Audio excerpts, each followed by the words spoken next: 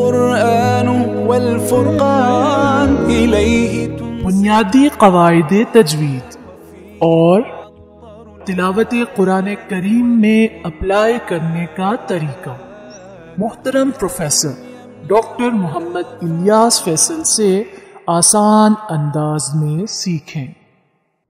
اعوذ باللہ من الشیطان الرجیم، بسم اللہ الرحمن الرحیم، الف لام میم، ذالک الکتاب لا ریب فیہ ھدی للمتقین الذین یؤمنون بالغیب ویقیمون الصلاة ومما رزقناہم ینفقون والذین یؤمنون بما انزل الیک وما انزل من قبلک وبالآخرة هم یوقنون اولئک علی ھدی من ربہم واولئک هم المفلحون ان الذین کفروا سواء علیہم اانذرتهم ام لم تنذرهم لا یؤمنون ختم اللہ علی قلوبہم وعلی سمعہم وعلی ابصارہم غشاوۃ ولہم عذاب عظیم۔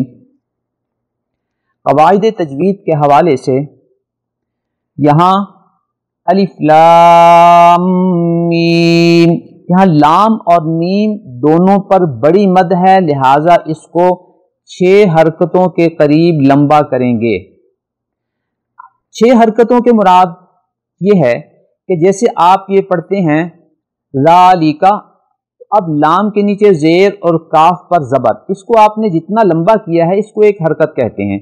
اسی کو اگر 2 حرکتوں کے برابر کر دیں گے یہ تو ایک الف کے برابر ہو جائے گا، تو یوں گویا بڑی مد کو ہم تقریباً 3 الف کے قریب لمبا کر کے پڑھیں گے۔ میم پر شد ہے، لہذا اس میم پر غنہ کریں گے۔ ذالک الکتاب لا ریب، را پر زبر ہے لہذا اس کو موٹا پڑھیں گے۔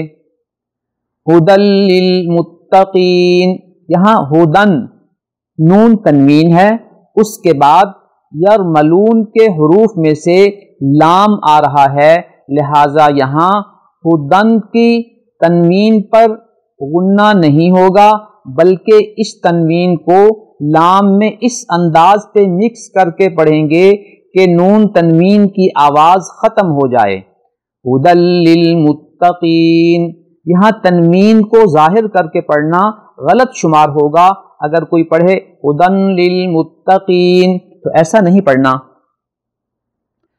الذین یؤمنون بالغیب ویقیمون الصلاۃ، قاف کو واضح پڑھنا ہے، اس کو کاف نہیں پڑھنا۔ الصلاۃ، صاد کو موٹا پڑھنا ہے، اس کے فوراً بعد باریک لام آ رہا ہے تو صاد کی وجہ سے لام کو باریک نہیں ہونا چاہیے، اس کو موٹا نہیں ہونا چاہیے، اس کو ہم نے باریک پڑھنا ہے۔ مما رزقناہم، مما میں دوسرے میم پر شد ہے لہذا اس پہ غنہ کر کے پڑھیں گے۔ رزقناہم میں قاف حروف قطب جدن میں سے ہے لہذا یہاں جھٹکا دے کے پڑھیں گے جسے قلقلہ کہا جاتا ہے۔ ینفقون، نون کے بعد فا آ رہا ہے جو ان حروف میں سے بھی نہیں ہے جن میں اظہار ہوتا ہے، ان حروف میں سے بھی نہیں ہے جن میں ادغام ہوتا ہے، لہذا یہاں پہ غنہ ہوگا۔ والذین یؤمنون بما انزل، یہاں بما میں چھوٹی مد ہے، اسے اگر لمبا کرنا چاہیں تو کر سکتے ہیں، نہ کرنا چاہیں تو ضروری نہیں ہے۔ انزل میں نون کے بعد انہی حروف میں سے زا آ رہا ہے جو نہ تو حروف یرملون میں سے ہے اور نہ ہی حروف اظہار میں سے ہے، لہذا یہاں پہ غنہ ہوگا۔ وما انزل، یہاں بھی وہی قانون ہوگا۔ من قبلک، نون کے بعد قاف آ رہا ہے اور قاف بھی انہی حروف میں سے ہے جو نہ حروف اظہار ہیں اور نہ ہی حروف یرملون ہیں، لہذا یہاں بھی غنہ ہوگا۔ وبالآخرۃ، را پر زبر ہے، اس کو ہم موٹا پڑھیں گے۔ ہم یوقنون، میم کے بعد یا آ رہا ہے اور ہم نے پڑھا تھا کہ اگر میم کے بعد میم ہو یا میم کے بعد با ہو تو وہاں مخصوص قسم کا غنہ ہوتا ہے، یا میم پر شد ہو وہاں غنہ ہوتا ہے۔ یہاں چونکہ میم کے بعد یا آ رہا ہے لہذا میم کو غنہ کے بغیر پڑھیں گے، اسے کوئی غنہ کر کے پڑھے ہم یوقنون تو یہ غلطی شمار ہوگا۔ اولئک بڑی مد ہے، اسے ہم 5-6 حرکتوں کے برابر لمبا کر کے پڑھیں گے۔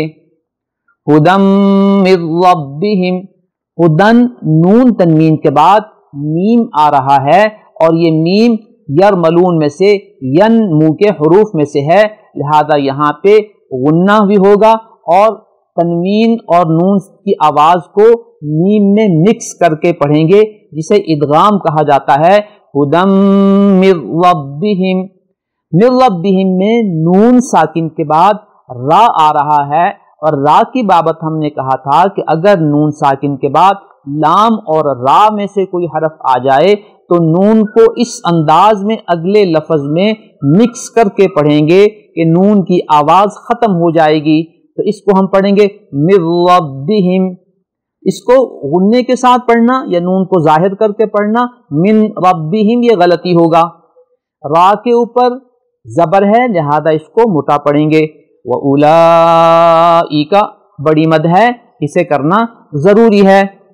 ان الذین، نون کے بارے میں ہم نے پڑھا کہ اگر نون پر شد ہو تو وہاں غنہ ہوتا ہے۔ کفروا را پر پیش ہے اور جس را پر زبر ہو یا پیش ہو اسے موٹا پڑھا جاتا ہے، لہذا یہاں را پر پیش ہے اسے بھی موٹا پڑھیں گے۔ سواء بڑی مد ہے، اسے 6 حرکتوں کے برابر لمبا کر کے پڑھیں گے۔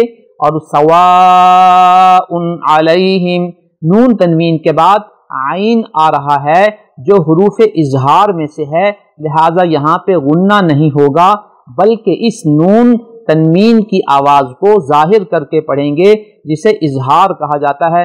سواء علیہم اانذرتہم، نون ساکن کے بعد زال آ رہا ہے اور زال کے بعد نون ساکن کے بعد زال نہ تو حروف اظہار میں سے ہے نہ حروف ادغام یرملون میں سے ہے، لہذا یہاں پہ غنہ ہوگا۔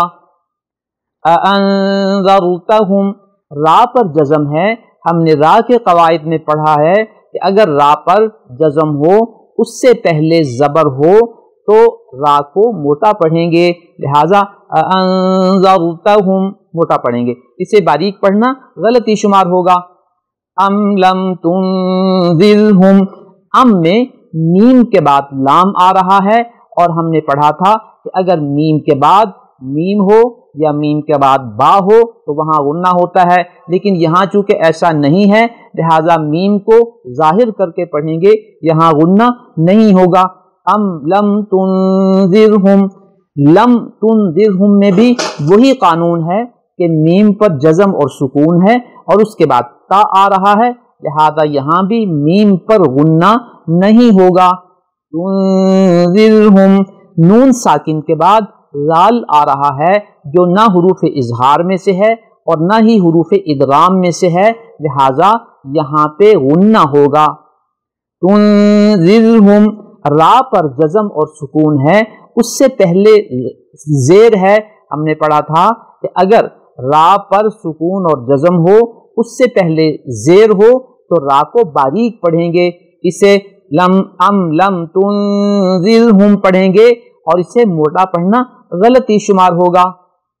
ختم اللہ، لفظ اللہ کے بارے میں ہم نے پڑھا تھا کہ اگر اس سے پہلے زبر یا پیش ہو تو اسے موٹا پڑھتے ہیں، یہاں چونکہ اللہ کے لفظ سے پہلے میم پر زبر ہے لہذا لفظ اللہ کو موٹا پڑھیں گے۔ ختم اللہ، اس کو باریک پڑھنا ختم اللہ یہ غلطی شمار ہوگا۔ علی قلوبہم وعلی، میم ساکن کے بعد واو آ رہا ہے جو نہ حروف نہ تو اس میں میم کے بعد میم ہے اور نہ ہی میم کے بعد با ہے، اس کے علاوہ ہے، لہذا میم کو ظاہر کر کے پڑھیں گے، یہاں میم پر غنہ نہیں ہوگا۔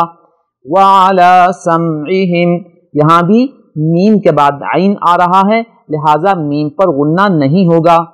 وعلی ابصارہم، علا پر چھوٹی مد ہے، جسے کرنا چاہیں تو کر سکتے ہیں، نہ کرنا چاہیں تو مجبوری نہیں۔ ابصارہم، یہ با حروف قلقلہ میں سے ہے جنہیں ہم نے قطب و جدن میں یاد کیا تھا، لہٰذا اس پہ ہلکا سا جھٹکا کر کے پڑھیں گے۔ ابصارہم، را کے نیچے زیر ہے، اسے ہم باریک پڑھیں گے۔ غشاوۃ ولہم، تا پر تنوین ہے، اس کے بعد واو آ رہا ہے جو حروف ین منہ میں سے ہے، لہٰذا یہاں نون تنوین کی آواز کو واو میں اس طرح مکس کر کے پڑھیں گے کہ غنہ بھی ہو اور ساتھ ہی ساتھ واو کے ساتھ ادغام بھی ہو جائے، اور مکس کر کے یوں پڑھا جائے گا غشاوۃ ولہم، ولہم عذاب میں میم کے بعد عین آ رہا ہے، لہٰذا اس میم پر غنہ نہیں ہوگا، اس کو اپنی ہی آواز میں ظاہر کر کے پڑھیں گے وَلَهُمْ عَذَابٌ، عذاب عظیم۔ عذاب میں با پر تنوین ہے، اس کے بعد عین ہے، اور ہم نے پڑھا تھا کہ عین حروف اظہار میں سے ہے، حمزہ ہا ہا خا عین غین، تو یہاں چونکہ نون تنوین کے بعد عین حروف اظہار میں سے ہے، لہٰذا یہاں پہ تنوین پر غنہ نہیں ہوگا، اسے ظاہر کر کے یوں پڑھیں گے عذاب عظیم۔ یہاں غنہ کرنا غلطی شمار ہوگا، اگر کوئی اس کو یوں پڑھتا ہے عذاب عظیم تو ایسا نہیں پڑھنا چاہیے۔ تو یہ تھا آج کے سبق میں قواعد تجوید کا مختصر سا جائزہ۔